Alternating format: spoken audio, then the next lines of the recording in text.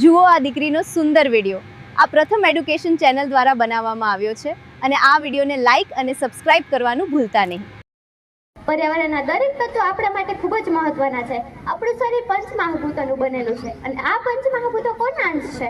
એ પણ પર્યાવરણના જ અંશ છે। આપણે બધા જ આ સૃષ્ટિનો કોઈ પણ વ્યક્તિ, કોઈ પણ પ્રાણી, કોઈ પણ જીવ કે કોઈ પણ પક્ષી આ પર્યાવરણના જ અંશ છે અને જો આપણે તેને બચાવીશું તો તેનાથી આપણે આપણી માનવ જાતને જ બચાવી રહ્યા છીએ। मानव यदि पेड़ों का अपघात भूल जाएगा, मानव यदि पेड़ों का अपघात भूल जाएगा तो आने वाले समय में बड़ा ही पछताएगा। मित्रों, આપણે 50,000 નું એસી તો લગાવીશું પણ 50 રૂપિયાનું વૃક્ષ નહીં વાવીએ અને પછી કહેવું કે આ ગરમી બહુ વધી ગઈ છે। હોસ્પિટલમાં થોડી ક્ષણ માટે ઓક્સિજન આપનાર ડોક્ટરને આપણે ભગવાન માનીએ છીએ પણ આપણે આખી જિંદગી મફત ઓક્સિજન આપનાર વૃક્ષની આપણે કોઈ કદર જ નથી કરતા। આમ તો દરેક વસ્તુની કિંમત સમય આવે ને ત્યારે જ સમજાય છે। કોરોનાનું જ ઉદાહરણ લઈ લો। ઓક્સિજનના બાટલા માટે લોકો કાળા બજારી કરવા લાગ્યા હતા। એક વોટ આપી આપણે આપણી સત્તાને તો મજબૂત બનાવી લીધી પણ હવે એક વૃક્ષ વાવી આપણે આપણે પરિવાર અને પર્યાવરણને પણ મજબૂત બનાવીશું। આજે સમગ્ર વિશ્વ પર્યાવરણ સંકટનો સામનો કરી રહ્યું છે। ગ્લોબલ વોર્મિંગ, અતિશય ગરમી, અનિયમિત વરસાદ, પૂર અને વાવાઝોડું આ બધું જ પ્રકૃતિનો સંદેશ છે। જો આપણે આજે નહીં જાગીએ તો આવતી પેઢીને શુદ્ધ હવા કે શુદ્ધ પાણી પણ નહીં આપી શકીએ। વિશ્વભરમાં ઉજવાતો વર્લ્ડ એન્વાયરમેન્ટ ડે આપણને યાદ અપાવે છે કે પર્યાવરણનું રક્ષણ એ માત્ર સરકારે જ નહીં પરંતુ એક નાગરિકની પણ જવાબદારી છે। ફેસબુક અને ઇન્સ્ટાગ્રામ પર એક રીલ અપલોડ કરવા કરતાં એક વૃક્ષ અપલોડ કરી જુઓ। વાદળોનું ટોળું આવશે લાઇક્સ કરવા, કમેન્ટમાં વરસાદ આવશે અને આ ધરતી લીલીછમ હરિયાળી બની જશે। मानव ने अपनी खुशियों को मार दिया, मानव ने अपनी खुशियों को मार दिया जब उसने कुल्हाड़ी से पेड़ काट दिया।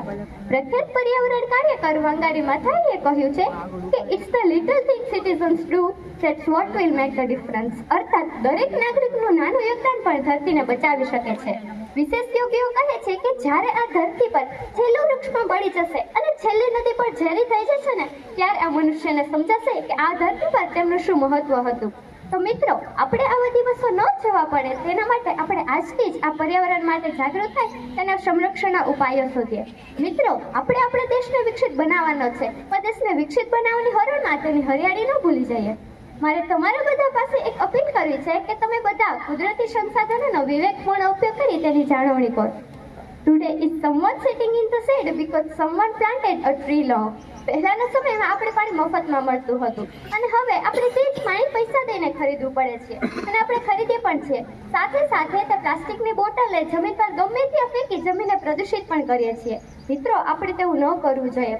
આવું ન થાય તેના માટે આપણે જ્યાં જઈએ ત્યાં પાણી સાથે લઈ જવાનો પ્રયાસ કરી શકીએ છીએ। અને છેલ્લે હું એક પંક્તિ દ્વારા મારું વક્તવ્ય પૂર્ણ કરીશ।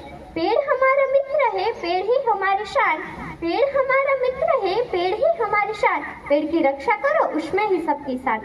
बहुत हुई नादानियां, अब हम ही समझने का प्रयास करते हैं, बहुत हुई नादानियां, अब हम ही समझने का प्रयास करते हैं। जो दिया है प्रकृति ने हम उसका हम वक्त धन्यवाद करते हैं। नई सदी पूछ रही काम कौन सा है, नई सदी पूछ रही काम कौन सा है, तपती धरती कह रहे सिर्फ पेड़ लगाओ एक, सिर्फ पेड़ लगाओ एक। યાદ રાખજો મિત્રો, જો આપણે કુદરતને સાચવીશું તો જ કુદરત આપણને સાચવશે। બસ આટલું સમજીશું તો પણ ઘણું છે। Thank you.